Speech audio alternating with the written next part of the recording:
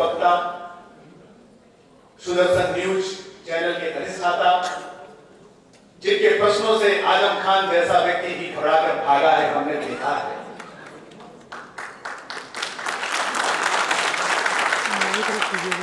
यह देश औरंगजेब के पाप की नहीं, ऐसी गर्जना करने वाले हमारे मुख्य अतिथि, मैं आदरणीय सुरेश चौहान जी का मैं गर्व से स्वागत करता हूँ। आए और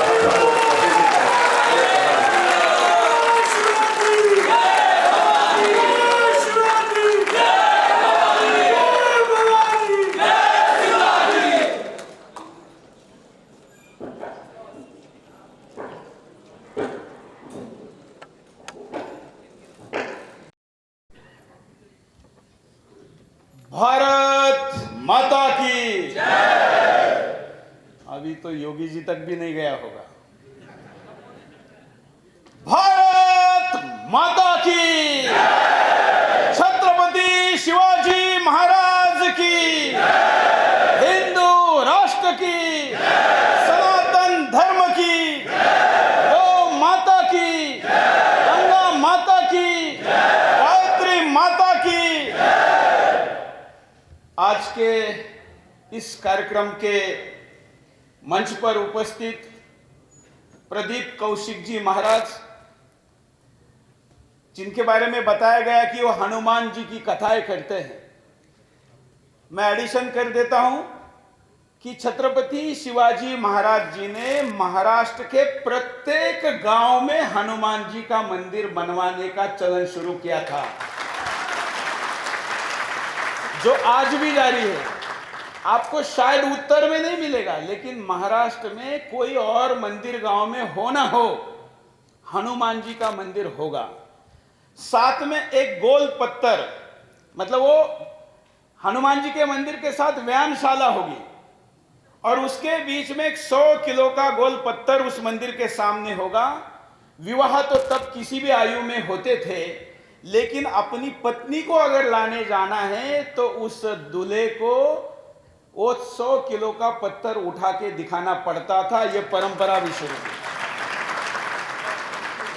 ताकि मानसिक और शारीरिक दृष्टिकोण से भी आप उतने मजबूत हो सके। राजेश्वर सिंह जी आईपीएस है, हमने उनको देखा है, लेकिन आज बोलते हुए भी सुना है, अच्छा बोलते हैं, और राजनीति में अच्छे लोग आने चाहिए। साथ ही आशीष जी, उनका फोन आया कि ऐसा ऐसा कार्यक्रम हम कर रहे हैं, तो आएंगे क्या? तो मैंने कहा आएंगे क्या, यह हमारे लिए अवसर है, मैं अवश्य आऊंगा। कारण क्या है कि जो संघर्ष करता है, उस संघर्ष करने वाले को सेवा के क्षेत्र में जाना चाहिए, क्योंकि गर्व कम होता है। क्योंकि हम आजम खान जैसे को ठोकते हैं, जो सामने आता है उसको ठोक देते हैं, तो कभी कभी गर्व हो जाता है। तो वो सेवा करने से गर्व कम होता है, दान करने से धन की शुद्धि होती है, ऐसा धर्मशास्त्र कहता है। इसलिए आशीष जी ने मुझे जब भी जहां बुलाया होगा, मैंने कभी भी डेट भी उनके हिसाब से रखी, और आज भी इसलिए यहां पर उपस्थित हूं। और आप सबने कहा कि उन्होंने शुरू किया हुआ जो धाम है, मैं स्वयं वहां पर गया हूं और वहां पर वो काम देखा है, और इसलिए आंखों से भी देखा है, कान से भी सुना है, बड़े बड़े लोगों से भी सुना है, और इसलिए ऐसे पवित्र काम के लिए मैं शुभकामना देने भी आया हूं।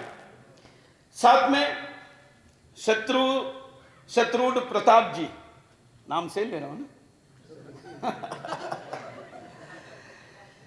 साथ में संजय कुमार जी, चीफ प्रॉक्टर। आज का ये कार्यक्रम डॉक्टर बाबा साहब आंबेडकर विश्वविद्यालय में होता तो और आनंद आता,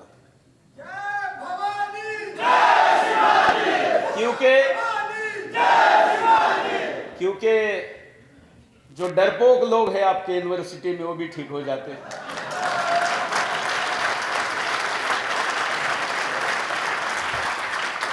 और ऐसे डरपोक लोगों के नेतृत्व में वहां से बच्चे कैसे निकलेंगे, मुझे बड़ी दया आ रही है। क्योंकि ये दूसरा पहलू है कि डॉक्टर बाबा साहब आंबेडकर जी का दूसरा रूप आपको पता नहीं है, वो ना केवल शिव भक्त थे, शिवाजी महाराज के भक्त थे, बल्कि घनघोर भक्त थे। ये भी आज यूनिवर्सिटी को पता चलता। हम सब, कोई राम राम कहता है, कोई जय हिंद कहता है, कोई कुछ कहता है। डॉक्टर बाबा साहब अंबेडकर जब भी कोई मिलता था तो अभिवादन के रूप में जय भवानी कहते थे। जो शिवाजी महाराज जी का अभिवादन था, यह अभिवादन करते थे उनके भाषणों में। और जब पाकिस्तान की निर्मित की प्रक्रिया हो रही थी तो शिवाजी महाराज होते तो क्या बोलते। इस संदर्भ के साथ डॉक्टर बाबा साहब अंबेडकर जी ने कहा था कि जब तक अंतिम मुसलमान पाकिस्तान नहीं जाता मैं इस विभाजन को स्वीकार नहीं करूंगा। ऐसे बाबा साहब के विश्वविद्यालय में, आशीष जी, जब यहाँ पर महानाट्य होगा तो शिवाजी महाराज जी के भेष में पूरी टीम उस विश्वविद्यालय में लेकर जाइए, स्वर्ग से बाबा साहब खुश होंगे। ये बच्चे भी वही चाहते होंगे।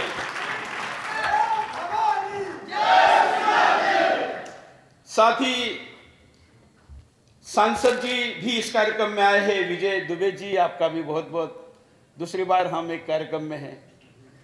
साथ में आज के इस कार्यक्रम में कई और भी लोग आए हैं।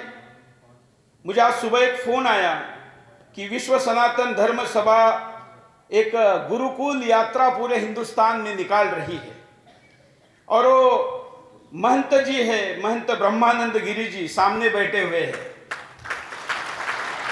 तो हमने कहा अब भी कार्यक्रम में आ जाइए। तो देखिए कितने विनम्रता के साथ महंत जी वहां बैठे, बड़े अखाड़े के महंत है। आपका भी इस कार्यक्रम में स्वागत है।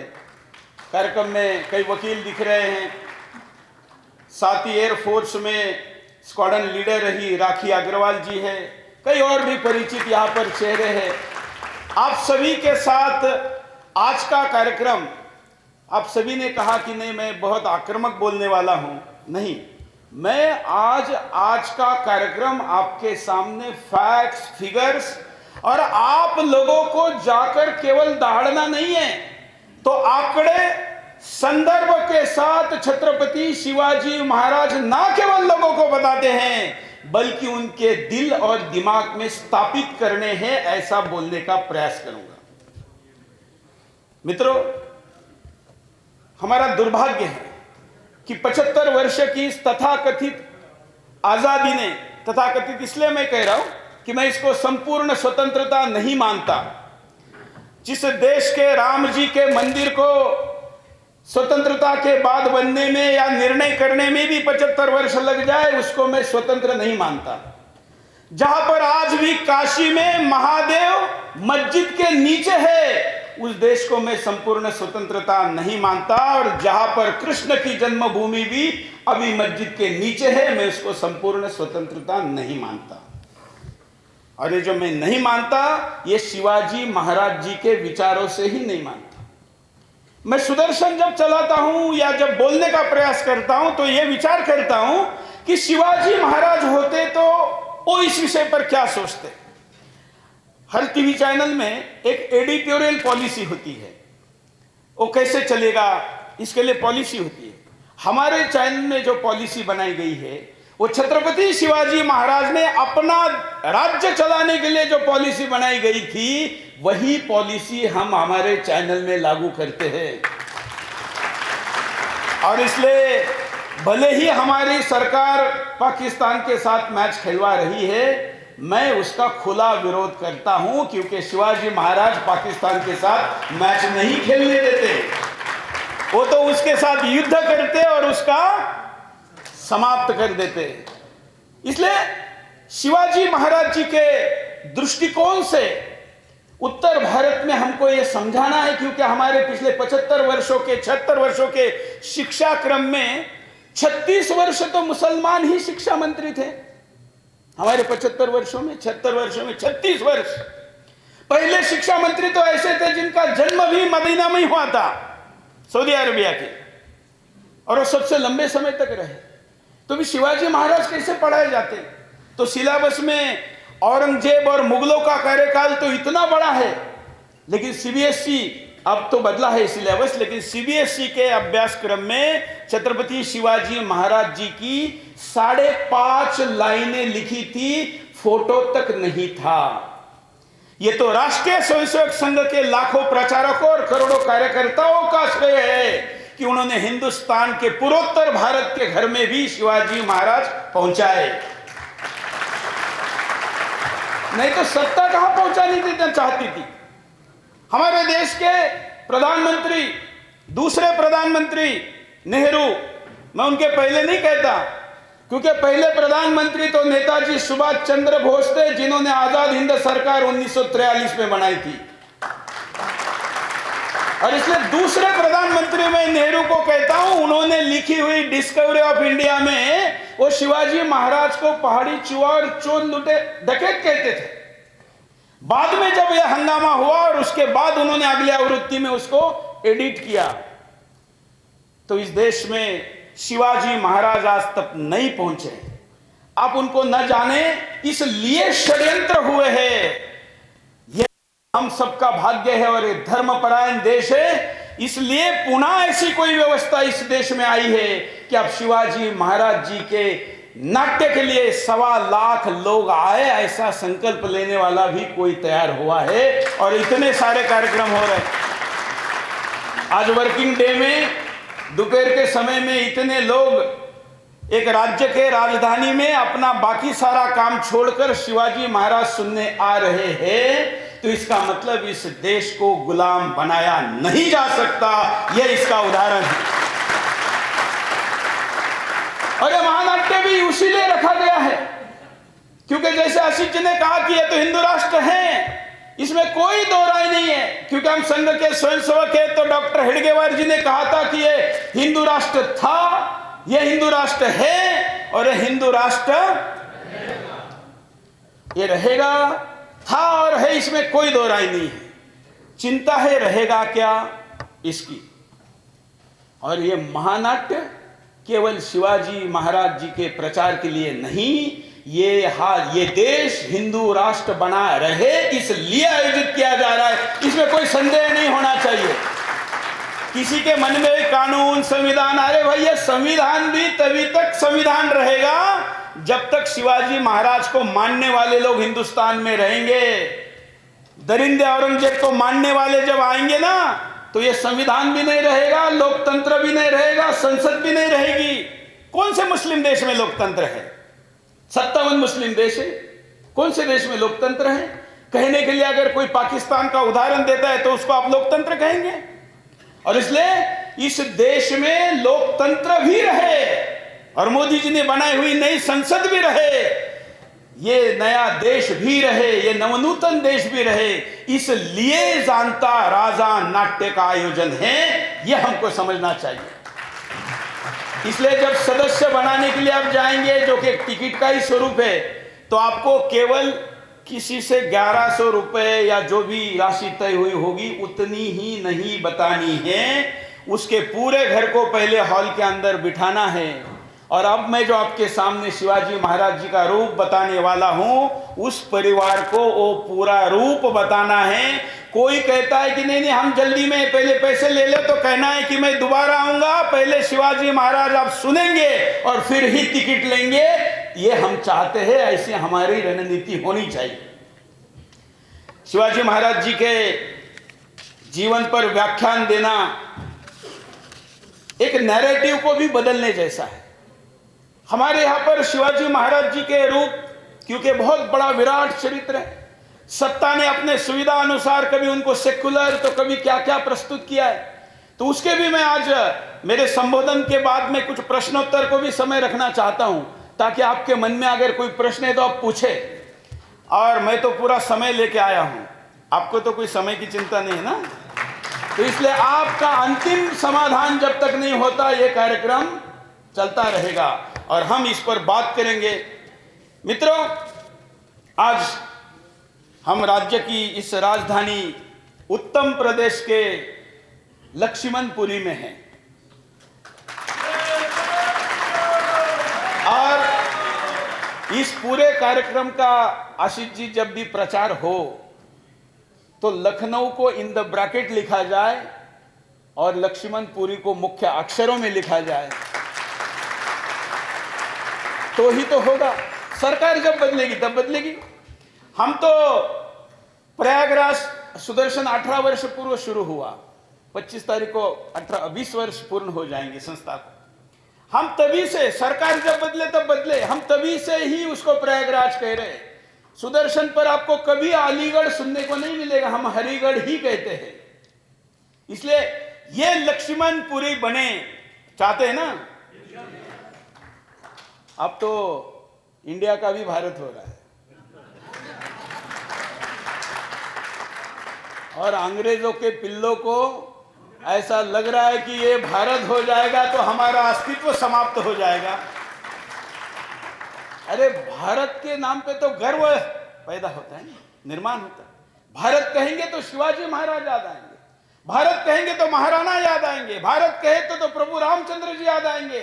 लेकिन इनको तो अंग्रेज याद आने चाहिए, उनको तो इंडिया से प्रेम होगा।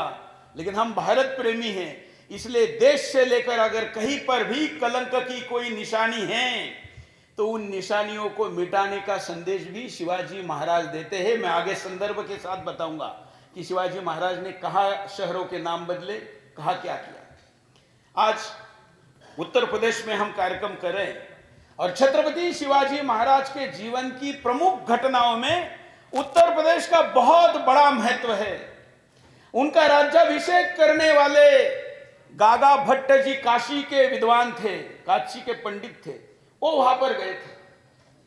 उनका विश्व के सामने अवधी और मथुरा की तरफ की भाषा और हिंदी भाषा, इन 3 भाषाओं में कविता करने वाले कवि कलश उत्तर प्रदेश से थे। सेना में भी कई प्रकार के सेनापति, कई अलग अलग प्रकार के जो एक्सपर्ट्स थे वो भी उत्तर प्रदेश से थे।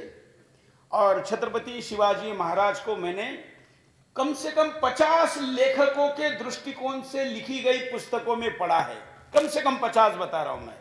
श्रीमान योगी जैसा पुस्तक तो मैंने कम से कम हर 5 साल में पढ़ा है, अब तक 10 बार पढ़ा है। इन सब में यह ध्यान आता है कि शिवाजी महाराज उनके जीवन में सबसे ज्यादा अगर कभी व्यथित हुए थे, सबसे ज्यादा कह रहा हूं मैं, किसी किला वगैरह जाने से नहीं, वो अपने जीवन में और उनकी माताजी जीतामाई सबसे ज्यादा व्यथित अगर कभी हुई थी तो जब उनके पास समाचार आया था कि काशी में महादेव का मंदिर तोड़ा गया और मथुरा में कृष्ण मंदिर तोड़ा गया। इन 2 समाचारों में छत्रपति शिवाजी महाराज सबसे ज्यादा व्यथित हुए थे और आज दुर्भाग्य से वो व्यथा जारी है और वहां पर मंदिर बनाकर वो व्यथा को समाप्त करने का काम आपके राज्य के मुख्यमंत्री करेंगे।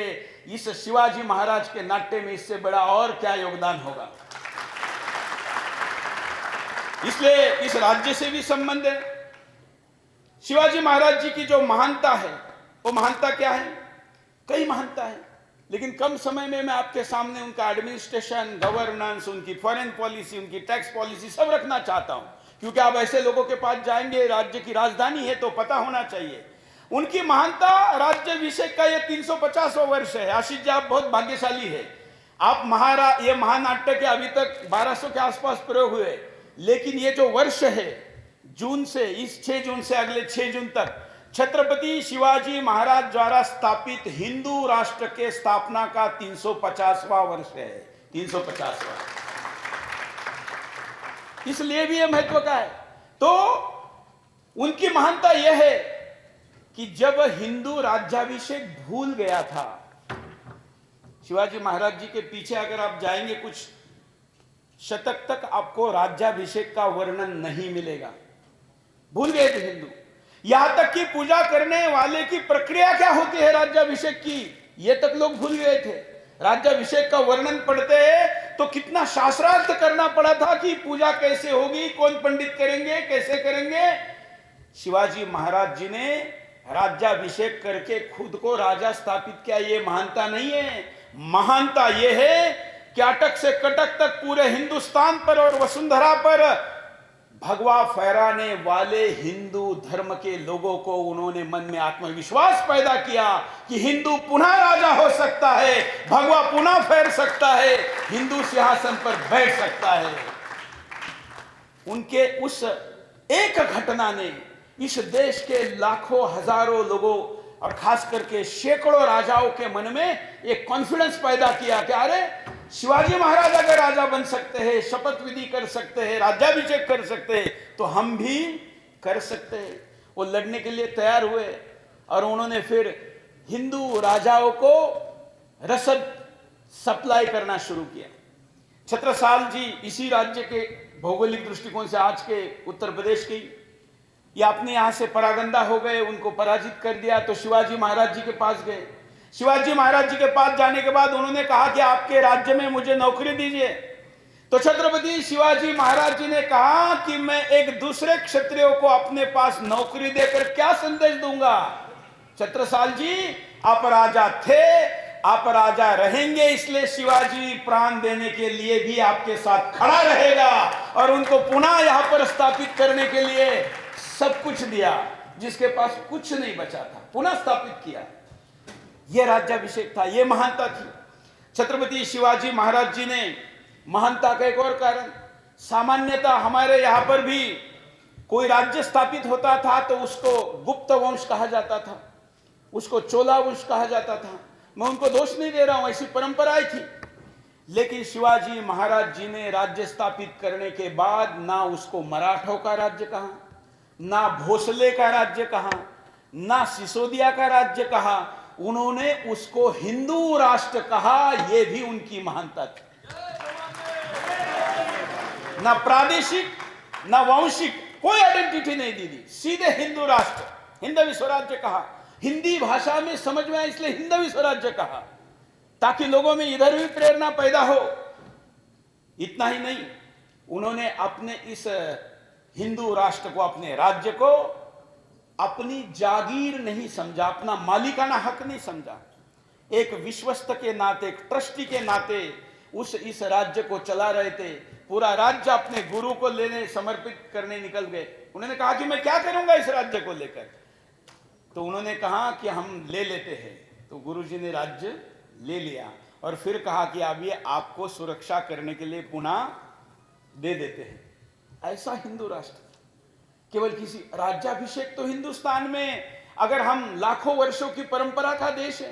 राज व्यवस्था की निर्मित की भी बात करेंगे तो महाभारत अब ये 5000 वर्ष का है, तो कितने लाख राजा हुए होंगे। तो हम फिर शिवाजी महाराज जी का ही वर्णन क्यों कर रहे हैं? इसलिए कि ये सारी विशेषताएं उनके अंदर थी। वो बहुत दूरदृष्टि के थे। कितने दूरदृष्टि के थे? तो जब उन्होंने अपने गुरु किए, स्वामी जी रामदास जी को जब वो मिले तो पहली भेंट में ही उन्होंने रामदास जी को कहा कि आप अपना एक मुख्यालय या एक शाखा आप मथुरा में बनाओ। वो कहा थे महाराष्ट्र में। मथुरा कहाँ है? इधर आगरा में मुसलमानों का हेडक्वार्टर था और इसलिए रामदास स्वामी जी के संप्रदाय का मुख्यालय आगरा में, आगरा के बगल में मथुरा में उन्होंने बनाया। कितने दूरदृष्टि के थे? कई कम से कम 20 वर्ष पहले, 20-25 वर्ष पहले बनाया। कब काम आया?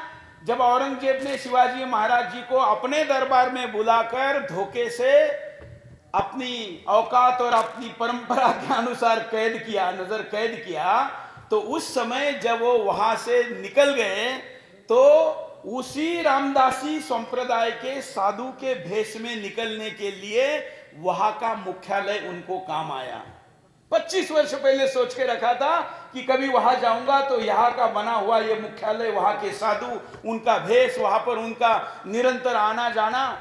और महाराज जी तो परंपरा से जानते होंगे, पहले साधु पैदल चलते थे, लेकिन रामदासी संप्रदाय घोड़े पे चलता था। घोड़े पे। ये किस लिए? क्योंकि शिवाजी महाराज जी ने उस संप्रदाय के लोगों के अंदर अपने स्पाई, दूत या हिंदी में क्या कहे उसको? नहीं, संदेशवाहक नहीं, स्पाई मतलब जासूस, जासूस भरे थे। और उस गुप्तचरों को उन्होंने एक आदत लगाई थी कि घोड़े पर जो ये लोग जाते हैं ना, ये भी एक कोई संप्रदाय है। तो जब शिवाजी महाराज आगरा से निकले तो घोड़े पर बैठकर उसी भेष में जब निकले तो किसी को भी संदेह नहीं हुआ, इसकी योजना उन्होंने इतने दशक पहले बनाई। तो ये दूरदृष्टि थी, ये दूरदृष्टि थी। महाराष्ट्र में आज भी वाक्य है, घोषणा है, हम सब उस घोषणा को पूर्ण करने के लिए अपना जीवन लगा रहे हैं। वो क्या है? लाल किले पर भगवा लगाना है। अब छोटे से छोटे बच्चे को भी महाराष्ट्र में पूछेंगे तो कहेगा लाल किले पे भगवा लगाना। ये घोषणा किसकी थी? शिवाजी महाराज। मतलब अपने क्षेत्र के एक छोटे भौगोलिक भाग को लेंगे, ये कल्पना नहीं थी। आपने कहा कि 50 वर्षों का उनका शासन था, नहीं, उनका शासन तो आज भी चल रहा है। ये जो शासन है ये भी शिवशाही है। मोदी जी ने अपने पहले शपथ विधि में पड़ोस के कुछ देशों को बुलाया, दूसरे में सार्क के देशों को बुलाया। तो पत्रकार विश्लेषण कर रहे थे कि ऐसा क्यों किया मोदी जी ने, इन लोगों को क्यों बुलाया। तो मैंने एक फोटो याद दिलाई। आप लोगों ने भी अगर छत्रपति शिवाजी महाराज जी के राज्याभिषेक का फोटो देखा होगा तो उसमें सारे यूरोपियन देशों के प्रतिनिधि है, सारे आसपास के जितने देश हैं, तब जो राजा थे उन सारे लोग उस शपथ विधि में हैं। मतलब कई कोनों में अपने रिश्तेदारों के साथ किसी एक किले पर शपथ विधि नहीं किया, दुनिया के सामने सीना चौड़ा करके उनको यहां बुलाया और उनके सामने शपथ विधि किया ताकि संदेश सब जगह पर जा पाए। ये मोदी जी ने भी इसको पुनरावृत्त किया था। मित्रों, उनकी महानता ये भी थी कि आज जो शासन व्यवस्था हिंदुस्तान में चल रही है, मंत्रिमंडल व्यवस्था, ये लुप्त हो चुकी थी। क्योंकि जो बादशाह था वही न्यायाधीश था, जो बादशाह था वही कुछ भी निर्णय कर सकता था, जैसे अभी आपने कहा। लेकिन शिवाजी महाराज जी जब राजा बने, या राजा बनने के पहले ही, वो तो जन्मजात एक तरीके से राजा थे, बचपन से भी जब वो न्याय दरबार लगाते थे तो उन्होंने न्यायाधीश नाम की अलग व्यवस्था पैदा की कि राजा के मूड के अनुसार, उसके मन में आ जाए उसके अनुसार, उसको कुछ फीडिंग कुछ लोगों ने की होगी, उसके अनुसार न्याय नहीं होगा, न्याय सत्य की पड़ताल ना करने के बाद ही होगा। यह पुनः व्यवस्था उन्होंने स्थापित। ऐसे हिंदू राष्ट्र थोड़े कहा जाता है। हिंदू राष्ट्र की सारे लक्षण, हम जिसको राम राज्य कहते हैं, हम सब वनवासी राम की तो बहुत पूजा करते हैं, लेकिन राम राज्य की सबसे कम बात होती है। कैसे था प्रशासन, राम राज्य कैसे था? हमारी सारी कथाएं भी राम जी दिवाली पर पुनः अयोध्या आने तक ही सीमित है। लेकिन राम जी जिन कारण बने, वो केवल रावण को मारने वाला नहीं था, वो राम राज्य चलाने वाला राम था। वो अगर कहीं दिखना है तो आपको इस युग में छत्रपति शिवाजी महाराज दिखेंगे। ये उनकी महानता। केवल न्याय व्यवस्था शुरू नहीं की। पहले क्या होता था, कोई बादशाह है तो किसी को सरदार नियुक्त किया तो लॉ एंड ऑर्डर भी सरदार देखता था, वहां का टैक्स कलेक्शन भी देखता था, रेवेन्यू के साथ साथ वहां पर पनिशमेंट कुछ देनी है, मतलब सारे रिकॉर्ड से लेके सब कुछ वही सरदार देखता था। सरदार जिसको गांव में देशमुख बनाता था वो देखता था। शिवाजी महाराज जी ने 4 स्तरीय व्यवस्था, आज की भाषा में 3 स्तरीय व्यवस्था बनाई, जिसमें पूर्णतः आज का जो सरकार का गवर्नेंस का मॉडल है, यह छत्रपति शिवाजी महाराज जी द्वारा अंग्रेजों को भी अडॉप्ट करना पड़ा। जिनके राज्य में सूरज अस्त नहीं होता है ऐसा कहते थे, उनको भी शिवाजी महाराज का गवर्नेंस लेना पड़ा। टैक्स कैसे कलेक्ट किया जाए, उन दिनों में आपने, क्योंकि फिल्में लोग देखते हैं तो याद आता है, लगान फिल्म देखी होगी। तो अभी आप सूखा पड़े, अकाल पड़े, कुछ भी हो, आपको टैक्स देना है। ये चलन था। शिवाजी महाराज जी के पूर्ण कार्यकाल में जितनी भी बार सूखा पड़ा उन्होंने टैक्स कलेक्ट नहीं किया। ऐसा करने वाला अकेला राजा था, अकेला। इतना ही नहीं, वो कहते थे कि मधुमक्खी फूलों से शहद जैसा लेती है, राज्य ने जनता से टैक्स ऐसा लेना चाहिए कि टैक्स कलेक्ट भी हो लेकिन जनता को कोई पीड़ा नहीं हो। जब मधुमक्खी फूलों से शहद लेती है तो फूल को कोई पीड़ा होती है क्या? नहीं। ये चाणक्य का सिद्धांत है। शिवाजी महाराज जी ने अपने राज्य में उसको स्थापित किया और उसके ऊपर काम भी किया। भले ही कितना भी उसके लिए उनको नुकसान झेलना पड़ा, उन्होंने झेला। केवल राज्य नहीं बल्कि और राजा है तो राज्य जीतते जाएंगे, तो राज्य जीता, फिर अगले जीतने के लिए गए, ऐसा नहीं किया। जो भी राज्य जीता वो अपने सिद्धांत अनुसार चले, ऐसी स्थापना वहां की, फिर उसके बाद अगला राज्य जीता। तो किसी कारणों से अगर वो राज्य का कुछ हिस्सा किसी आक्रमण में जाता भी था तो वहां की जनता, जो बादशाह ने आक्रमण करके वो क्षेत्र जीता है, उस बादशाह को बादशाह नहीं मानती थी, राजा शिवाजी महाराज को ही मानती थी। ये उनकी विशेषता थी। आज के जनप्रतिनिधियों ने, राजनीतिक दलों ने, राजनीतिक लोगों ने ये सोचना चाहिए, ये शैली अपनानी चाहिए। उनका संदेश है। उनके राज्याभिषेक में 32 मन का सोने का सिंहासन था। जबकि आप महाराष्ट्र में देखेंगे तो उत्तर भारत जैसे राजाओं के बड़े बड़े महल नहीं है। शिवाजी महाराज जी का स्वयं का राज दरबार और उसका कोई बहुत बड़ा भव्य नहीं बनाते थे, क्योंकि जनता से टैक्स ज्यादा नहीं लेते थे, जनता को ज्यादा से ज्यादा देता था। लेकिन 32 मन का उन्होंने सिंहासन बनाकर दिल्ली को बता दिया कि इतने सोने का हिंदू का सिंहासन हो सकता है, और दिल्ली और आगरा में बैठने वाला जो बादशाह था उसके सिंहासन से दुगना सोने का सिंहासन हिंदू राजा का हो सकता है, यह विस्थापित करना। मतलब अपने हर गतिविधि से संदेश देने का काम भी वो करते थे। वो स्वराज्य जो उनका था, यह हर हिंदुस्तानी को स्वतंत्रता का प्रतीक था। क्योंकि उन दिनों में क्या होता था कि कोई भी आता था, लूट करता था, आक्रमण करता था, अब मैं आपका राजा हूं, मैं आपका बादशाह हूं कहता था। जनता तो ये आए या वो आए पिसती ही थी। तो किसी को भी ये नहीं लगता था कि ये आने से क्या फर्क पड़ता है और वो जाने से क्या फर्क पड़ता है। इसलिए तो जनता नहीं लड़ रही थी, सेना लड़ रही थी। लेकिन छत्रपति शिवाजी महाराज जी ने अपने शासन व्यवस्था में ये आत्मविश्वास निर्माण किया कि जनता को अपना शासन लगे। ये जो जानता शब्द है ना, जानता राजा, शायद हिंदी में इसको आप लोग समझ नहीं रहे होंगे। इसका मतलब पूरी संवेदनाओं के साथ जनता के हृदय पीड़ा को समझने वाला राजा, मतलब जानता राजा, मराठी शब्द। ये उन्होंने स्थिति पैदा की। तो जब कभी राज्य किसी युद्ध में जाता था तो लोग पैसे लाकर देते थे कि महाराज ये लड़ने के लिए लीजिए। दूसरों को तो गर्दन पे तलवार रखनी पड़ती थी, तब उनको पैसे मिलते थे। ये आत्मविश्वास और स्वतंत्रता का प्रतीक उन्होंने अपने राज्य को बताया कि इस राज्य में रहना मतलब स्वतंत्रता का प्रतीक है। रायगढ़ ही क्यों बनाया?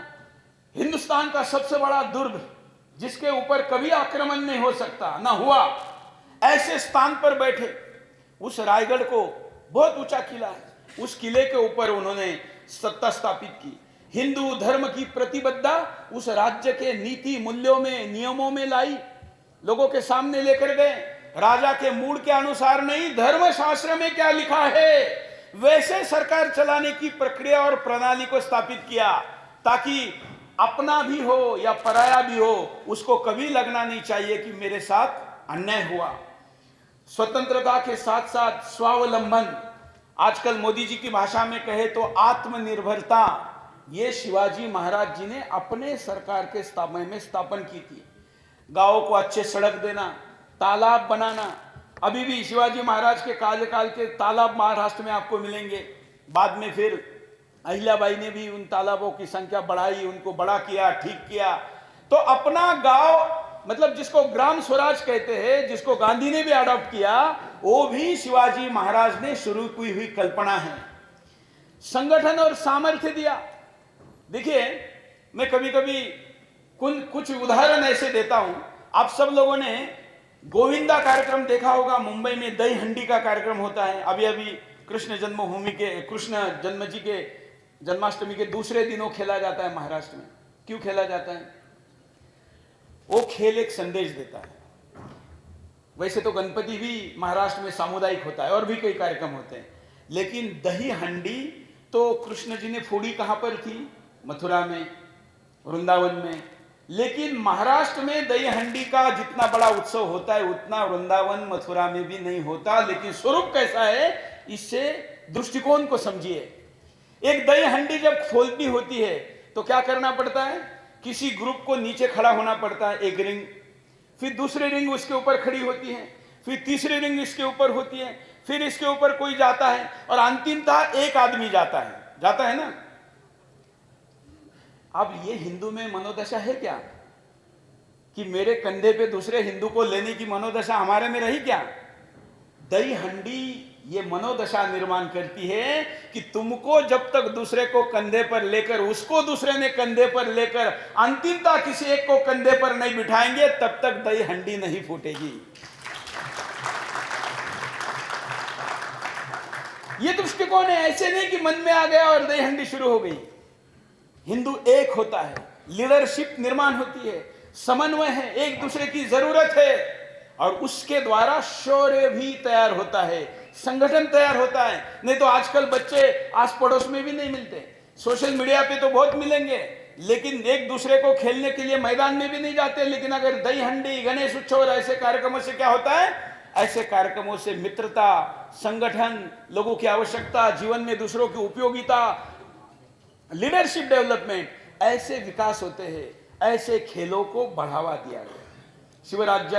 शिवराज्य में ऐसे सारे खेलों को बढ़ावा दिया जाता था। संगठन का सामर्थ्य क्या है ये लोगों के सामने बताया जाता था। और शिवाजी महाराज जी के ये सारे जो गुण हैं ये कहां से आए, तो उनके बचपन से आए। हम सबको समझना चाहिए, हम सबसे लाइटली स्वयं के बचपन का तो हमारे हाथ में बहुत ज्यादा नियंत्रण नहीं होता, लेकिन अपने बच्चों के प्रति भी हम सबसे लाइट अगर कभी रहते हैं तो बचपन में रहते हैं। ठीक है, पैदा हुआ है, बढ़ रहा है, बाकी बच्चों की तरफ बढ़ेगा। और सीरियस होते हैं जब उसको कोई दिशा देनी होती है। शिवाजी महाराज के बचपन की वर्णन का अगर मैं प्रारंभ करूंगा तो उनके जन्म के बाद का नहीं करूंगा। छत्रपति शिवाजी महाराज जन्म को आए, ये छत्रपति शिवाजी महाराज की माताजी जिजा माता का संकल्प था। वो मां भवानी को कहती थी कि मुझे ऐसा बेटा दे दो जो यवनों के द्वारा, इन मलेच्छों के द्वारा जो मेरी माता भगिनी की इज्जत लुटी जाती है, उस लुटने वाले इज्जत को रोके।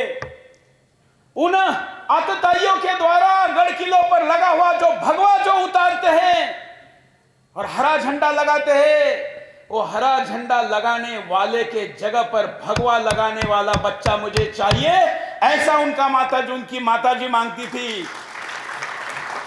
बच्चों की करियर की और उनके संस्कार का प्रारंभ बच्चा पेट में आने के पहले संकल्प से होता है। हमारा धर्मशास्त्र कहता है आज भी हिंदुस्तान में कई जगह पर गर्भ संस्कार होते हैं, जन्म पूर्व संस्कार होते हैं। हमारे माता पिताओं ने हमारे किए, हमने अपने बच्चों की किया, आज भी हैं। शिवाजी महाराज का जानता राजा अगर देखना है तो नाट्य देखकर वापस नहीं जाना है। अपने परिचित में जो भी गर्भवती महिला है उसको बताना है कि शिवाजी लाने का संकल्प करो। यह महानाट्य इसलिए किया जाए, इसलिए यह नाट्य का आयोजन है।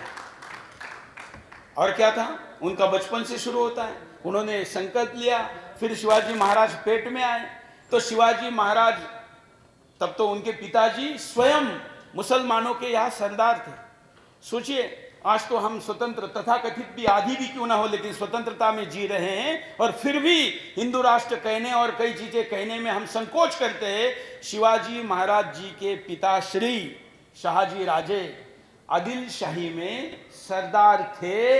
इसके बावजूद उनकी पत्नी शिवाजी महाराज की मातोश्री शिवाजी महाराज पेट में आने से पहले से हिंदू राष्ट्र का संकल्प ले रही थी। यह महान कार्य।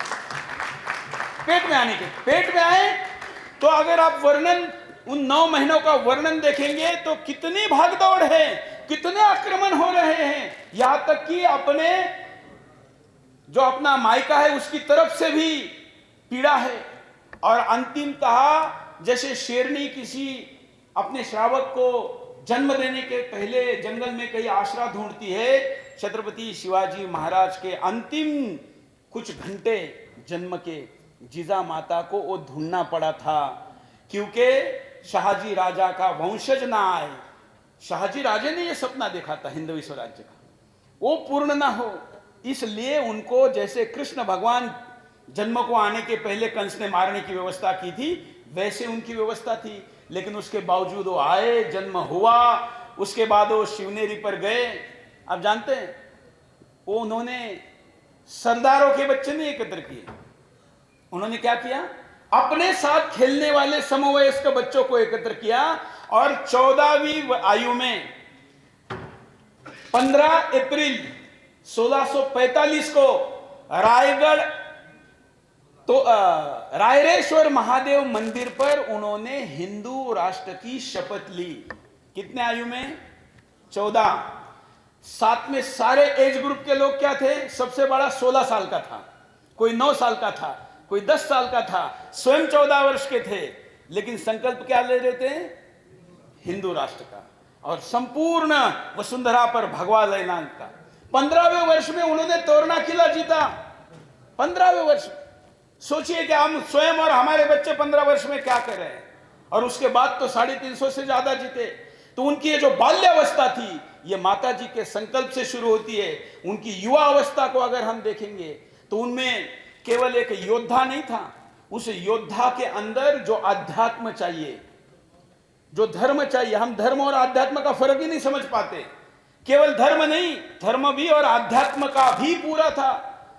आज इस युग में, सतयुग में तो आपको कई उदाहरण मिलेंगे, लेकिन इस युग में साक्षात भवानी ने अपनी तलवार किसी को दी, ऐसा कोई उदाहरण है तो छत्रपति शिवाजी महाराज है, जिनको तलवार हाथ में पेश की, जो आज वहां ब्रिटेन में रखी हुई है। हमारा दुर्भाग्य है, कैसे स्वतंत्रता कहूं, शिवाजी महाराज की तलवार भी आज ब्रिटेन में है, हिंदुस्तान में नहीं है।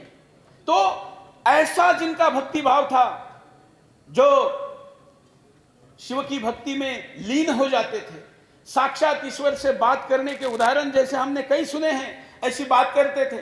जब वो काम को लग जाते थे, कभी पैसा कम नहीं पड़ा। किसी राजा को शत्रुधन सबसे ज्यादा खजाने के रूप में मिलने वाला कोई राजा होगा तो शिवाजी महाराज थे। हमने भी जब सुदर्शन चैनल शुरू करने का निर्णय किया तो सैकड़ों करोड़ का काम है। हमको लोगों ने कहा कैसे होगा। हम अपने गुरु के पास गए तो गुरु ने कहा कि शिवाजी महाराज जी के पास पैसे थे क्या। लेकिन जब आप ईश्वर का राज्य स्थापित करने के लिए निकलते हैं तो पूरी प्रकृति आपके मदद के लिए खड़ी होती है। शिवाजी महाराज को भी यही होता था। कई बड़ी बड़ी हंडी मिल जाती थी सोने की और राज्य आगे बढ़ता था, युद्ध चलते थे और आवश्यकता पड़ती थी तो फिर वो सूरत भी करते थे, जो सूरत में किया था, जो बाद आगे चल के भगत सिंह ने भी किया और अन्य भी कई क्रांतिकारियों ने किया। तो ये उनका युवा अवस्था का आध्यात्मिक और धार्मिक रूप था, योद्धा वाला रूप था। और रणनीतिकार थे, बहुत बड़े रणनीतिकार। इतने बड़े रणनीतिकार थे कि अपने जीवन की कई लड़ाइयां उन्होंने तलवार की मूठ को हाथ लगाए बगैर जीत ली थी।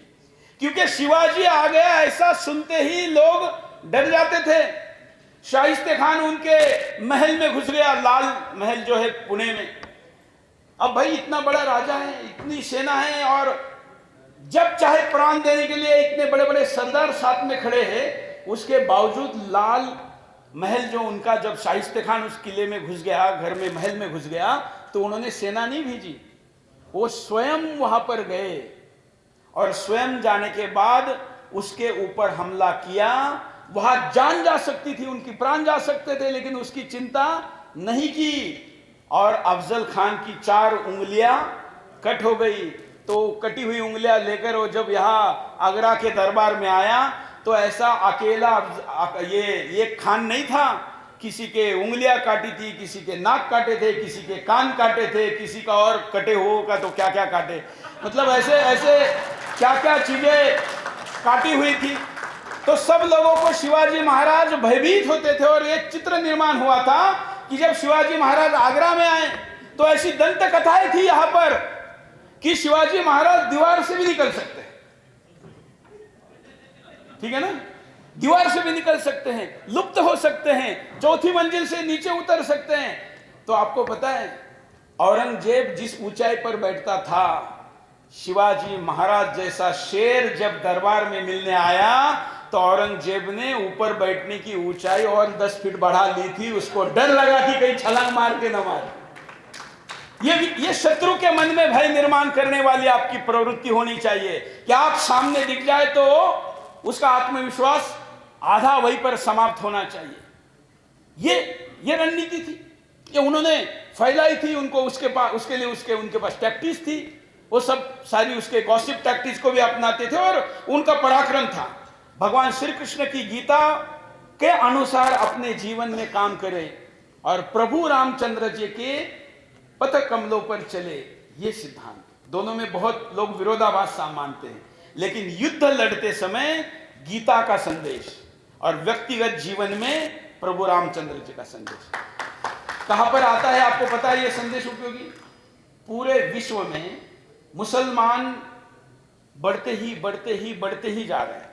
57 देश हो गए, पर्शिया, ईरान और भी ये अफगानिस्तान हमारा ही था।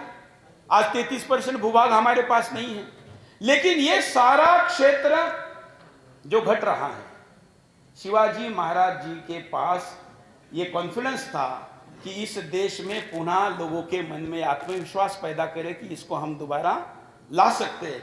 तो उन्होंने क्या किया? क्यों मुसलमानों का साम्राज्य भारत में आकर ही रुक गया? ये जो उनका तूफान था, सुनामी थी इस्लाम की, जिसने कई राज्य 30-30 वर्ष में देश निगल लिए, कुछ तो 10-10 साल में निगल लिए। पूरे हिंदुस्तान क्यों नहीं निकल पाए? यहां तो बड़े वर्ष रहे। हालांकि पूरे हिंदुस्तान पर कभी भी मुसलमानों का शासन नहीं था। कभी मत कहना कि हम 800 वर्ष गुलाम थे। हिंदुस्तान का बड़ा क्षेत्र ऐसा था जिस पर मुसलमान की पैर रखने की हिम्मत नहीं हुई थी। इसलिए देश भूमि आज भी पवित्र है। शिवाजी महाराज जी ने क्या किया कि ये सारा तूफान, हमारे किसी को नकारात्मक लगने की जरूरत नहीं है, लेकिन बड़े बड़े योद्धा भी मुसलमान बादशाह के यहां पर सरदार बनने लगे। सबको मान लिया कि अभी हम तो कोई उपाय ही नहीं, अभी हमको इनकी ही गुलामी करनी है, कोई उपाय ही नहीं, आप ये स्वीकार करो, अन्यथा ये समाप्त करेंगे, बेटी को उठा के लेके जाएंगे। ये सारा माहौल था। शिवाजी, ये क्यों था? क्योंकि हमारे यहां पर युद्ध नीति थी कि सूर्यास्त के बाद तलवार नहीं चलानी है, सूर्योदय के पहले शत्रु पर हमला नहीं करना है। हम पालन करते थे, हम युद्ध नीति का धर्मशास्त्र के अनुसार पालन करते थे और आतताई मुसलमान आक्रांता रात में भी हमला करते थे। अब पूजा करते थे तब भी हमला करते थे। तो शिवाजी महाराज जी ने कहा कि ये जो युद्ध नीति है ये मनुष्य के लिए है, ये तो शैतान है। ये अगर सूर्यास्त के बाद हमला करते हैं तो हम मध्य रात्रि के बाद करेंगे। और जो बड़े बड़े किले जीते शिवाजी महाराज ने, 12-12 बजे के बाद हमले किए रात को, जब वो पूरा सो के अय्याशी करके थक के दारू बीरू पी के सोए होते थे, उस स्थिति में हमले किए। शत्रु को उससे ज्यादा क्रूर होकर समाप्त किया जा सकता है, उससे कम वैक्सीन भी काम नहीं आती।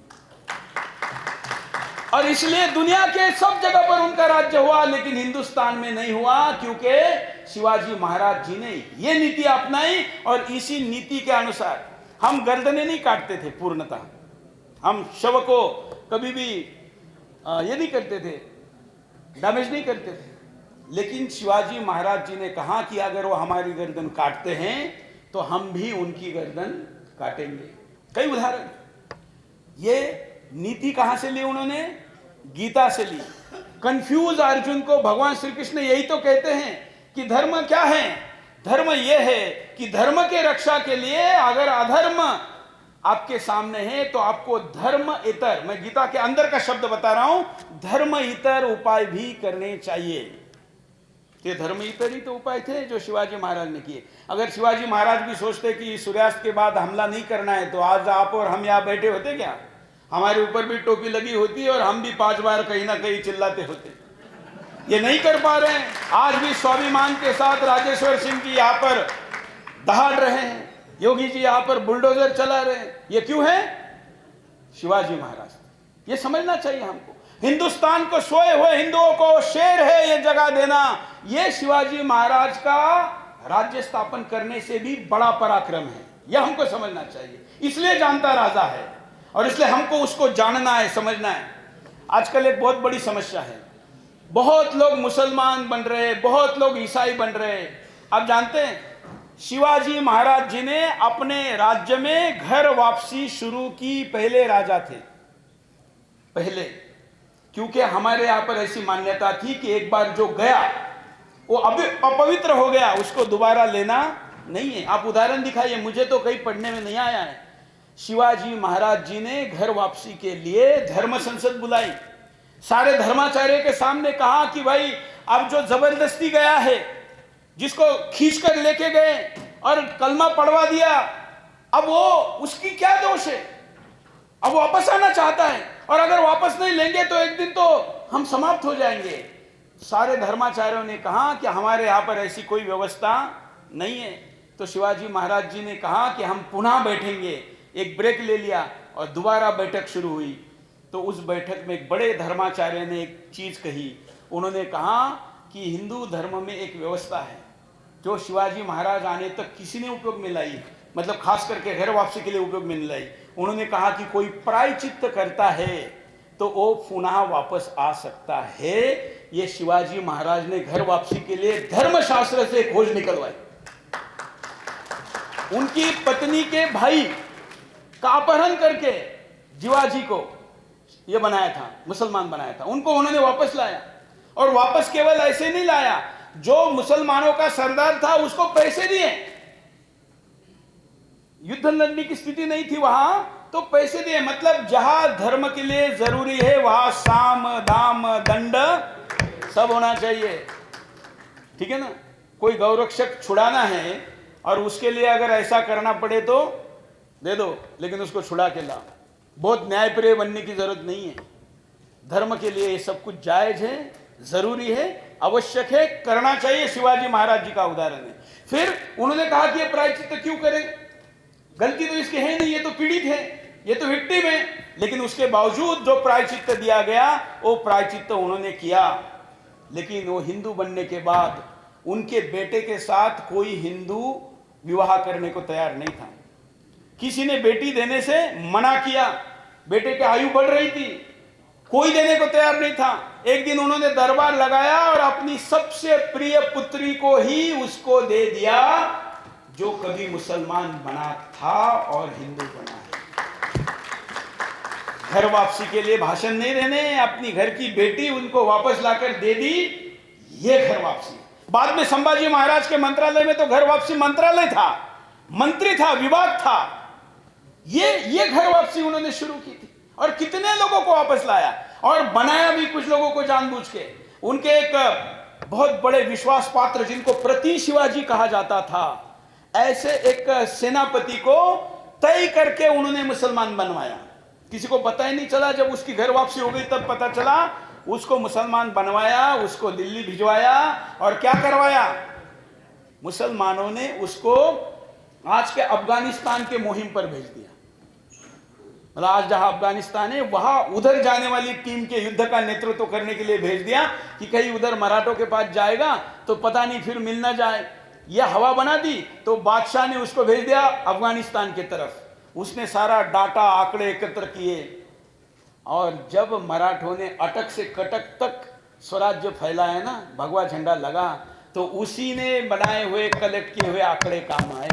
फिर उसकी सही समय पर घर वापसी भी करवा ली।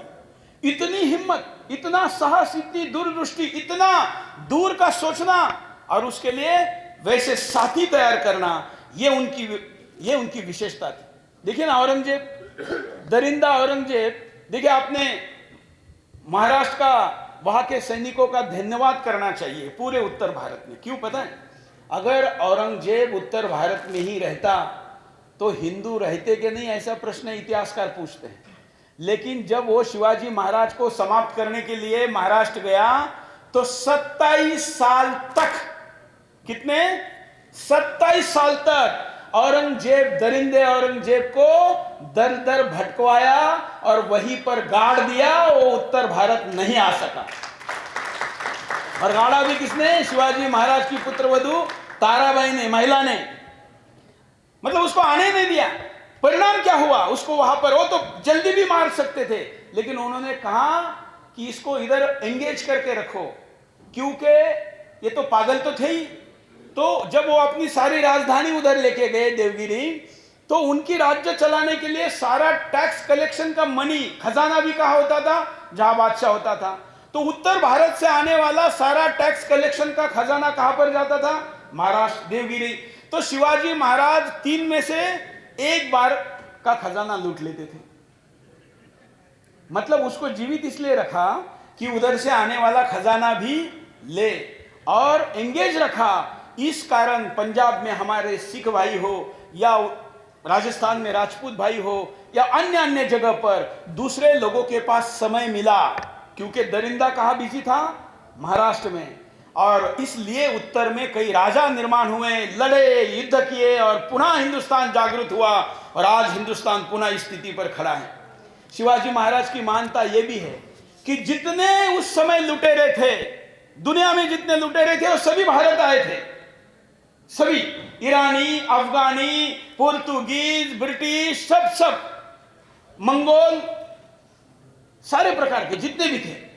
शिवाजी महाराज विश्व के एक ऐसे राजा हैं जिन्होंने ऐसे दुनिया भर के सारे लुटेरों के विरुद्ध युद्ध किए और सारे युद्ध जीते।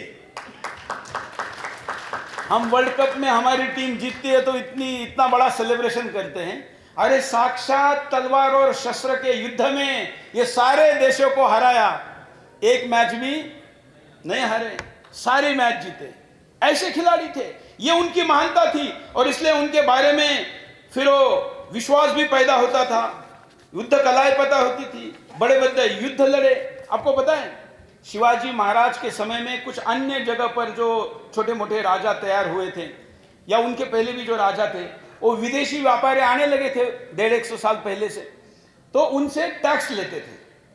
टैक्स में क्या लेते थे, गोल्ड लेते थे, महंगे अत्तर लेते थे, और भी कुछ चीजें लेते थे। शिवाजी महाराज ने कहा कि मेरे राज्य में अगर तुमको व्यापार करना है तो मुझे तुमसे सोना, चांदी, गोल्ड, हीरे, जवाहरात नहीं चाहिए। तुम्हारी सेना के पास जो सबसे अत्याधुनिक हथियार है, टैक्स के रूप में मुझे वो चाहिए।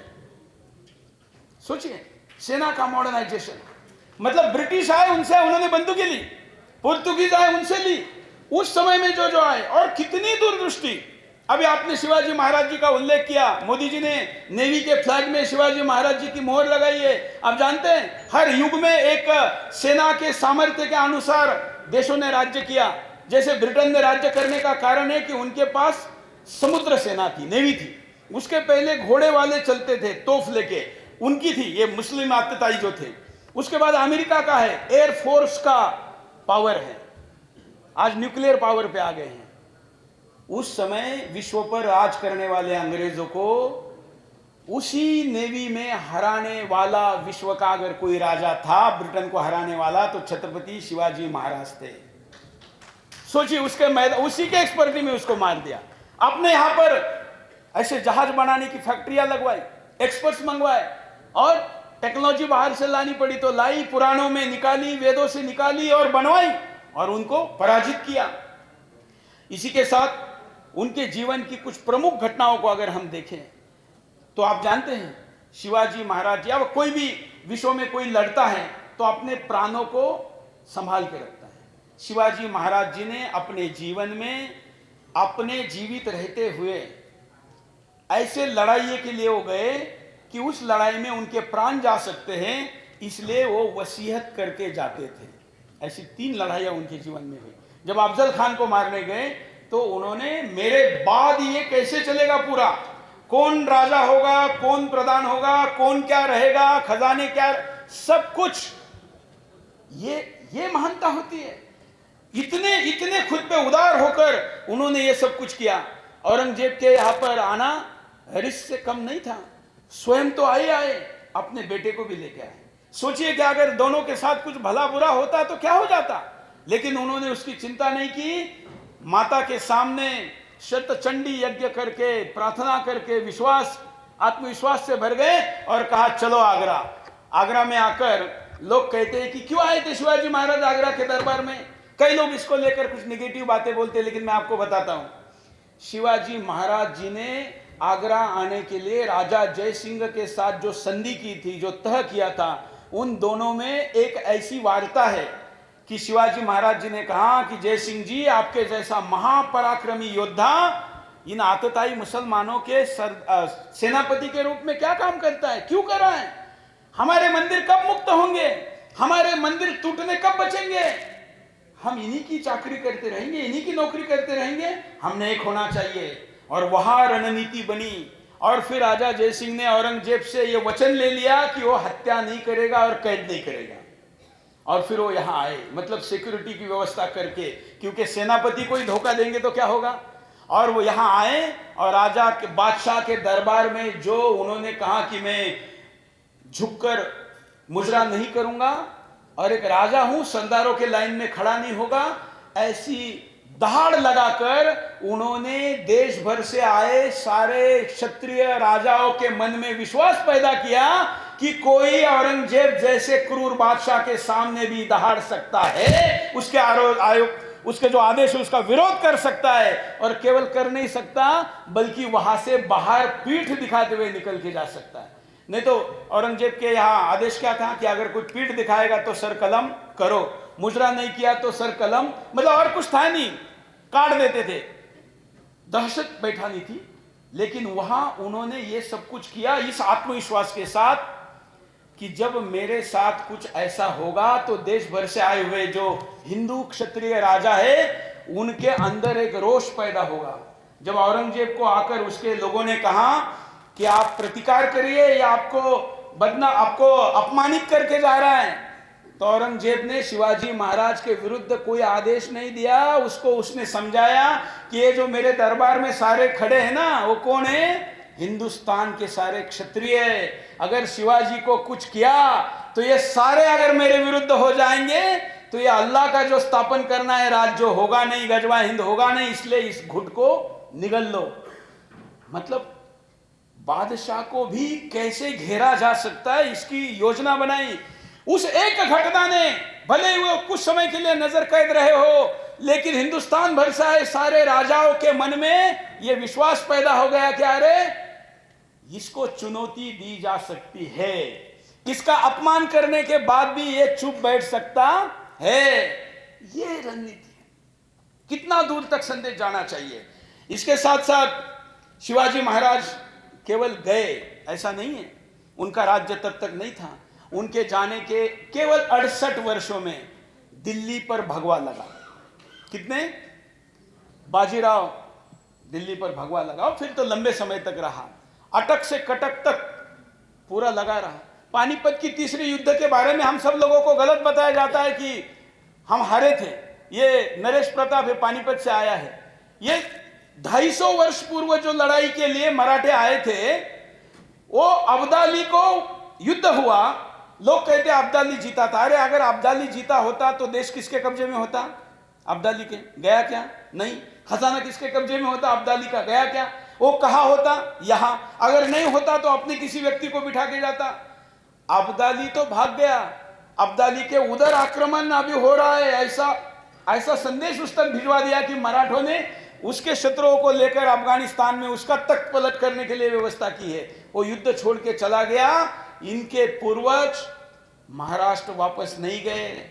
उन्होंने कहा कि आज के बाद हिंदुस्तान पर दूसरा कोई अब्दाली कभी हमला नहीं करेगा, और पानीपत तीसरे युद्ध के बाद हिंदुस्तान में कभी भी कोई बाहरी आक्रमण नहीं हुआ। 250 वर्षों से ये लोग वहां रह गए। 250 वर्षों से सब कुछ छोड़कर ये जो भाला फेंक में वो चोपड़ा है ना, नीरज चोपड़ा, वो एकदम बिजली जैसा भाला फेंकता है। उसका परिवार, वो चोपड़ा नहीं चोपड़े है, उसका परिवार महाराष्ट्र के आज के जलगांव जिले के चोपड़ा नाम से गांव है, वहां से आया था उस युद्ध में। और उनका काम क्या था? भाला फेंकने का। तो जो जेनेटिक गुण है वो आज भी नीरज के अंदर है, और इसलिए वो इतना बड़ा विजय प्राप्त करता है। तो प्रेरणा केवल तब के लिए नहीं है, प्रेरणा आज भी है। प्रेरणा धर्मवीर संभाजी महाराज को दी। राजा तो प्राणों के लिए सब कुछ छोड़ देता था, लेकिन संभाजी महाराज को जब औरंगजेब ने कहा कि मैं तुमको सुंदरी मेरी बेटी देने को तैयार हूं, मैं तुमको पूरा दक्षिण देने को तैयार हूं, बस तुम इस्लाम कबूल करो, लेकिन छत्रपति संभाजी महाराज ने इस्लाम कबूल नहीं किया। 39 दिनों तक संभाजी महाराज जी के एक दिन नाखून निकाले गए।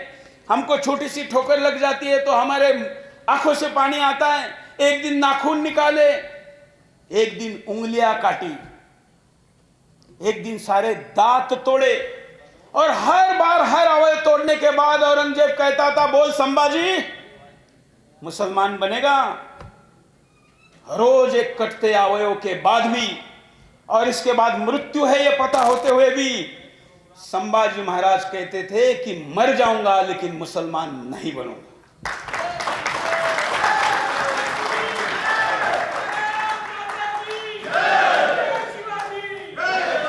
उनकी जीभ निकाली गई, लाल गरम लोहे से उनके आंखों में डाला गया, आंखें तो जलाई गई, हाथ पैर तोड़ दिए गए, फिर भी संभाजी जीवित थे, स्वाभिमान के साथ थे।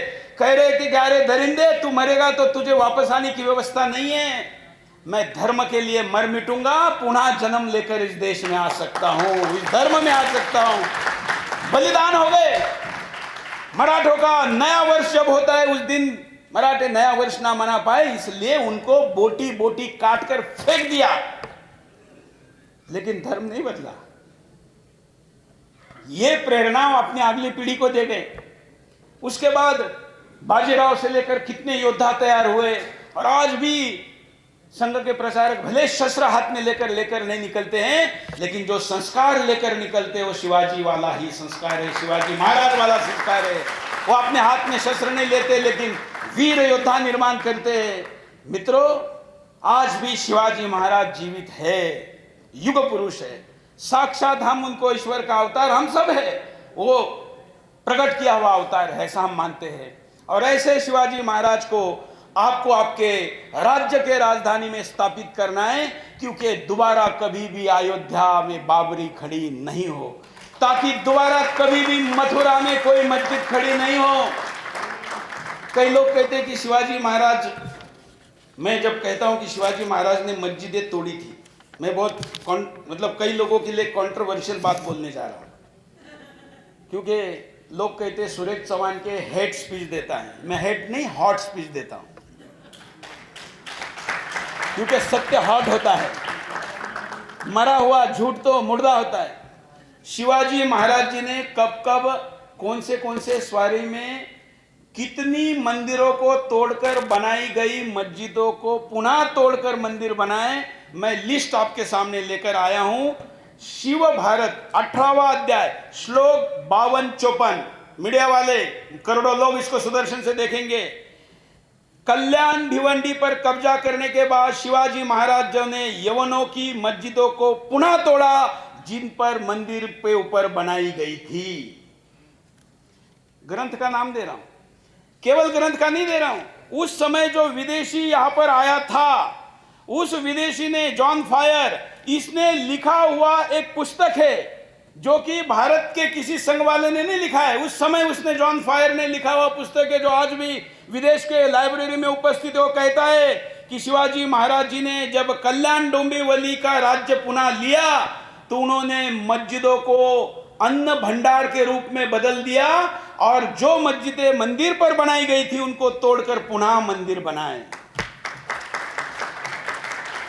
क्या धर्मनिरपेक्षता हमको सिखा रहे हैं? यही न्याय होता है। और ऐसे कितने हैं? 4 लाख मंदिर इस देश में ऐसे हैं जो आज मस्जिदों के नीचे दबे हुए हैं। ये लड़ाई केवल काशी और मथुरा की नहीं है, उन 4 लाख मंदिरों की है जिनको पुनः प्रकट करना है। तभी ये शिवाजी महाराज के हम वंशज ऐसा हम कह पाएंगे। अब कोई कहेगा कि अरे तुम तो मस्जिद तोड़ने की बात करते हो। मैं नहीं कह रहा हूं, मैं तो शिवाजी महाराज का सपना क्या था वो बता रहा हूं।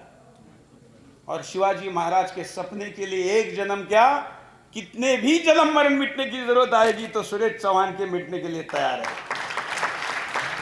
अभी तो मेरे ऊपर 1827 एफआईआर है, सिर्फ 1800। हाँ, कई श्रद्धांजलि सभा में भी कुछ राज्यों में जाता हूं तो मेरे ऊपर एफआईआर कर देते, क्योंकि हम ये सत्य बताते। अब ये सत्य बताऊं कि नहीं बताऊं? अब बताइए। एक उदाहरण है और, शिवाजी महाराज जी ने कल्याण डोंबिवली किया, उसके बाद शिव चरित्र साहित्य खंड 3 संख्या 668, 1643, 1600, ये इंदापुर की मस्जिद है।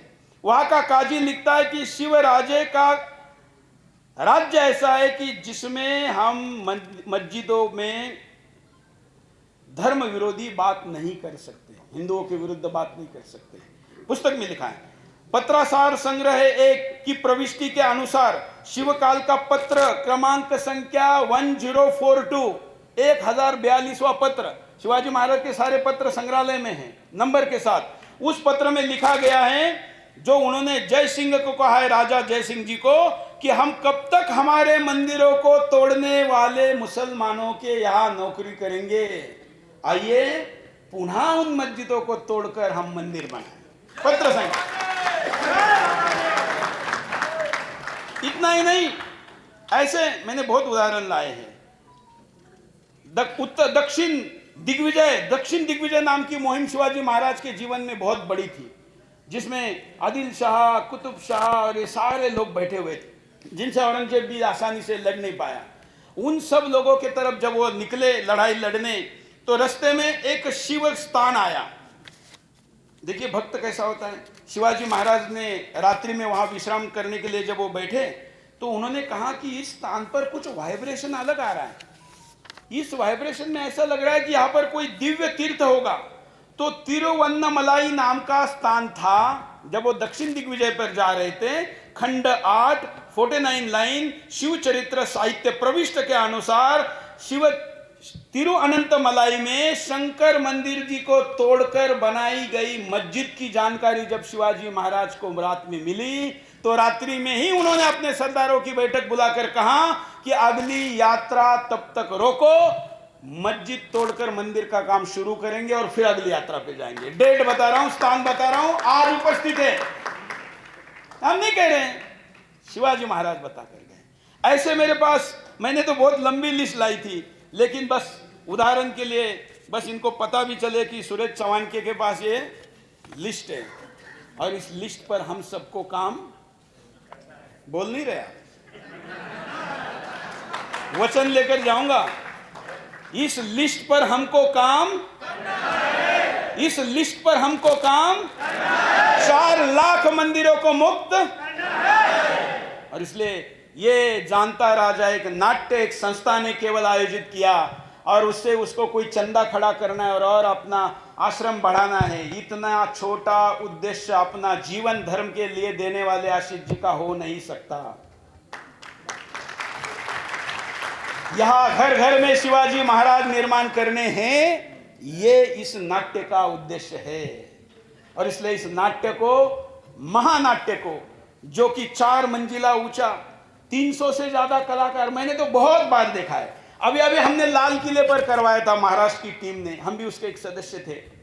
वहां पर टिकट नहीं लगा सकते थे, तो फ्री में किया, 6 करोड़ रुपए खर्चा किया। लेकिन हमने कहा कि जिस लाल किले से बादशाह ने कभी हमारे सिख राजा गुरुओं को बलिदान का आदेश दिया था, हत्या का आदेश दिया था, शिवाजी महाराज का नाट्य वहां होना चाहिए, और लाल किले पर। तो यहां पर ये होने जा रहा है, और इसलिए इस नाट्य में हाथी घोड़े मंच पर आते हैं। मैंने आज आपसे सामने भाषण करने के पहले इस संस्था के चेयरमैन कदम, चंद्रशेखर कदम जी के भाई हैं जगदीश कदम, उनसे भी बात की।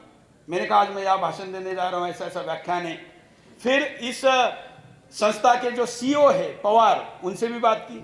और इस नाट्य के पूरे टीम के पीछे जिनका ब्रेन और कंटेंट, और मैंने उनसे आधा घंटा टेलीफोनिक बातचीत करके ये सब कुछ आपके सामने रखने के लिए और अधिक अपडेट लिया। आप जानते हैं, जानता राजा महानाट्य के ऊपर छत नहीं होता है, ये खुले में होता है। क्यों होता है जानते हैं? ये बताना है आपको लोगों को। भाई बड़ा बना सकते हैं, उसमें क्या है, कितना भी चाहे उतना बड़ा छत बना सकते हैं। 4 मंजिला है तो क्या है, 5 मंजिला छत बनाएंगे। लेकिन आप जानता राजा के मंच पे छत नहीं बना सकते, क्योंकि आप 4 मंजिल, 5 मंजिल, 11 मंजिल बनाएंगे। अरे हमारे शिवाजी राजा की ऊंचाई ऐसी है कि वो आकाश तक जानी चाहिए, इसलिए मंच पर कोई छत नहीं है। अब जानते हैं, मराठों की महिलाएं चंद्राकार आधा कोर वाली बिंदी लगाती है, हम लोग भी लगाते हैं। अब यहाँ सीधा लगाए, चंद्राकार क्यों लगाते हैं? शिवाजी महाराज की जो मुद्रा है ना, उस मुद्रा पे लिखा हुआ है कि हम चंद्रकोर इसलिए कहते हैं ताकि शत्रु को भी संदेश जाए और हमें भी संकल्प रहे कि चंद्रकोर जैसी जैसी पूर्णिमा की तरफ बढ़ते बढ़ते बड़ी होती है, हमको पूरे दुनिया में भगवा ऐसा ही फैलाना है। अब पूरा गोल लगा दिया, फैल गया नहीं, इसलिए उसके ऊपर भी खुला है और यहां पर भी छत खुला है। ऐसा महानाट्य। अरे आप लोग कहेंगे आज तो 3D का जमाना है, क्यों हॉल में वहां आकर देखना, अपना मैदान में आकर देखना है। हाथी, घोड़े, शेर और शेर जैसे चरित्र के शिवाजी महाराज अगर स्क्रीन पर देखोगे, 3D में देखोगे तो कार्टून बनोगे, पप्पू बनोगे। बड़े बड़े घरानों के में भी पप्पू होते हैं, अभी भी आप नहीं समझ रहे हैं। तो आपको अगर शेर जब तक जीवित नहीं देखोगे, शिवाजी महाराज को अफजल खान का पेट फाड़ते हुए जब तक अपने आंखों के सामने मंच पर नहीं देखोगे, शेर नहीं बनोगे। और इसलिए सारे टीवी चैनल वालों, टीवी चैनलों में एक शो आता है, बकरा बनाएंगे। हमने कहा कि सुदर्शन का नारा है, शेर बनाएंगे। और इसलिए अपने बच्चों को, जिसकी बीवी, जिसकी पत्नी, धर्म पत्नी गर्भवती है, वो भी उसको लेकर आए, क्योंकि गर्भ में उस बच्चे को पता चले कि शिवाजी महाराज क्या थे। सबसे घर के अंदर का बुजुर्ग, आप कहेंगे कि ये क्या काम आएगा, उसको लेकर आइए ताकि उसके मन में ये विश्वास पैदा हो कि भले ही आज का हिंदुस्तान देखकर मैं रहा हूं, लेकिन शिवाजी महाराज का विचार पुनः वो हिंदुस्तान बनाने वाला है जो विश्व का गुरु होगा। इसलिए बुजुर्ग को भी लेकर, तो पेट के अंदर के बच्चों से लेकर बुजुर्ग तक सबको लेकर आना है, समझाना है, सिखाना है। ऐसा ये महानाट्य यशस्वी हो। इसलिए आशीष जी, आप जब जो आदेश देंगे, पूरा सुदर्शन परिवार आपके साथ खड़ा था, खड़ा है और खड़ा रहेगा। और ये अभी तो नाट्य आगे बढ़ने वाला है। आज मेरे भाषण के बाद भी औरंगजेब के पिल्ले खिदखिदाने वाले हैं कई जगह पर, ये वीडियो जाएंगे, मुझे पता है। कुछ लोग तो हमारे चैनल पे चलने के पहले ही उनके पास निकाल के डाल देते, जाने दीजिए भाई शिवाजी महाराज आ रहे हैं। तूफान तो आना चाहिए ना, एकदम शांति से कार्यक्रम होगा तो नहीं चलेगा। और इसलिए होने दीजिए। और ऐसा लड़ने वाला काम जहां होगा, आपके पास भी बहुत योद्धा है, योद्धाओं की नगरी है, लेकिन ऐसा लड़ने वाला काम हमको दीजिए, ये आपको प्रार्थना करता हूँ। 2-4 सवाल ले ले, भाई लंबा हो गया थोड़ा सा, 6:15 हो गए। अच्छा, आपको निकलना है तो आपके प्रश्न अगर कोई है तो आप ये कार्यक्रम अगर YouTube पर देखेंगे तो उसके कमेंट में पूछिए, मैं उत्तर दूंगा। अगर आप इसको ट्विटर पे देखेंगे तो वहाँ पूछिए, वहाँ उत्तर दूंगा। सोशल मीडिया के हमारे सारे स्ट्रीम पर भी ये कार्यक्रम जाएगा, वहाँ प्रश्न पूछिए, दूंगा। इस नाटक महानाट्य को देखने भी आऊँगा, तब पूछिए, तब भी दूंगा। अभी कार्यक्रम खत्म होगा तब भी पूछिए, तब भी दूंगा। तो ये सारे देने के लिए मैं उपस्थित हूँ। मुझे यहाँ पर बुलाया, उसके लिए मैं बहुत बहुत आभारी हूँ। आजकल ऐसे एक ही विषय पर लंबा बोलने का अवसर नहीं मिलता, बहुत विषय लेने पड़ते हैं। आज शिवाजी महाराज जी का सेवा करने का अवसर आपने दिया। ये जो वर्ष शुरू हुआ है, शिव राज्याभिषेक वर्ष, इस वर्ष में शिव राज्याभिषेक विषय पर ये मेरा पहला भाषण आपके मंच से शुरू हो रहा है। और मुझे 350 भाषण इस वर्ष में करने हैं, तो अगले 350 भाषणों की ये शुरुआत है, पहला है लक्ष्मणपुरी से। और इसलिए आपने वो अवसर दिया, इसके लिए धन्यवाद। भाषण के आखिर में सारे लोग कहते हैं कि कुछ कटु शब्दों का उपयोग हुआ हो, किसी को बुरा लगा हो, तो लोग वापस लेते हैं। मैं वापस नहीं लूँगा, उनको सुनाने के लिए बोला हूँ।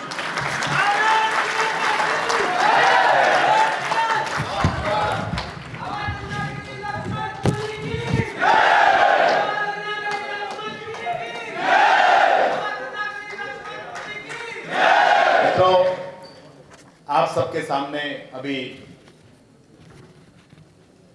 छत्र शिवाजी महाराज के शौर्य की वर्षा हुई है। जैसा मैंने पहले कहा था, आपके सामने ऐसा एक दीप सेवा मिशन का एक फॉर्म होगा जिसमें आपका नाम और नंबर चाहिए कार्यालय से आपको संपर्क करने के लिए। अगर आपके पास नहीं भी होगा तो बाहर है, उपस्थित है हमारे कार्यकर्ता दीप सेवा मिशन के, मैं आग्रह करूंगा देंगे, और सब भर करके ऊपर का हमें दे के जाएंगे।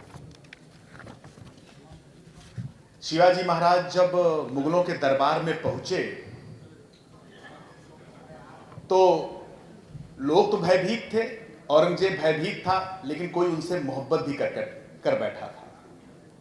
वह थी औरंगजेब की पुत्री जेबुन्निसा।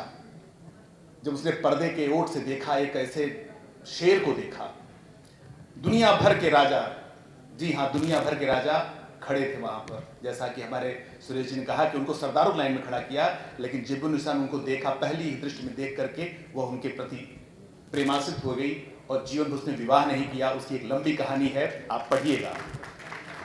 ये मैं नहीं कह रहा हूं, यह एक अंग्रेज अधिकारी डेनिस किर्केट, जिसने एक व्याख्या के साथ शिवाजी महाराज पर लिखा है, उसने लिखा है, आप पढ़िएगा। यह भी एक प्रेम कहानी है।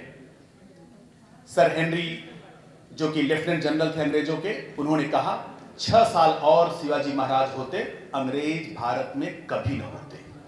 ऐसा था। तो आज का यह कार्यक्रम समापन की ओर है और इस कार्यक्रम को क्योंकि हम लोगों ने चंद घंटों में इसको परिवर्तित किया और जब यह हुआ कि इसको परिवर्तित करके इंदिरा गांधी प्रतिष्ठान में करना है, तो अपने इस कार्यक्रम के कार्यक्रम संयोजक, हम सब के इस कार्यक्रम संयोजक हनुमान जी जिसको कहा जाए, ऐसे अमर जी ने संकल्पित होकर के इसको तुरंत व्यवस्थित किया। मैं अमर जी जो अपने कार्यक्रम संयोजक है, मैं उनको मंच पर बुला रहा था, लेकिन वो संकोची स्वभाव नहीं आए, वो लगे हैं अभी भी कार्यकर्ता की तरह। मैं उनसे आग्रह करता हूँ आकर के धन्यवाद ज्ञापन करें और उसके बाद राष्ट्र गीत के बाद आपका स्वल्पाहार है, तब हम जाएंगे। धन्यवाद ज्ञापन के लिए अमरजीत जी। मंचसीन सभी हमारे पूज्य भाइयों, बड़े भाइयों को हमारा सादर प्रणाम। पूज्य महाराज जी, आप देखिए, मैं आपको एक चीज कहना चाहूंगा कि सारे लोग, जैसा कि अभी उन्होंने कहा चाणक्य जी ने कि हम शेर बनाते हैं, तो अपने युवा भाइयों से मैं चाहूंगा कि एक बार भारत माता की शेर गर्जना के साथ एक बार भारत माता की जय करके दिखा दीजिए और बता दीजिए कि हम शेर बने कि नहीं है। सारे युवा साथी अपने एक स्थान पे खड़े होकर के एक बार बोलिए, भारत माता की, भारत माता की, भारत माता की। हम संकल्पित हैं। आप सब आए, आपका बहुत बहुत धन्यवाद, बहुत बहुत आभार। आप सब पूज्य अतिथियों को मैं सादर प्रणाम करता हूँ, कोट कोट आभार। और मैं विश्वास के साथ इस मंच को, मैं इस पूरे विश्वास के साथ ये कहता हूँ, जितने लोग आए हैं सब कम से कम 20 से 25 लोगों को लेकर के जानता राजा दिखाने आएंगे। बहुत बहुत धन्यवाद, कोट कोट आभार। आप जहां भी हो वहीं खड़े हो जाइए। राष्ट्र गीत वंदे मातरम का गान के बाद स्वल्पाहार करेंगे। वंदे मातरम, वंदे मातरम, सुजलां सुफलां मलयज शीतलां, सस्य श्यामलां मातरं, वंदे मातरं, शुभ्रज्योत्स्ना पुलकितयामिनी, पुल्लकुसुमित द्रुमदल शोभिनी, सुहासिनी सुमधुर भाषिणी, सुखदां वरदां मातरं, वन्दे मातरं, वन्दे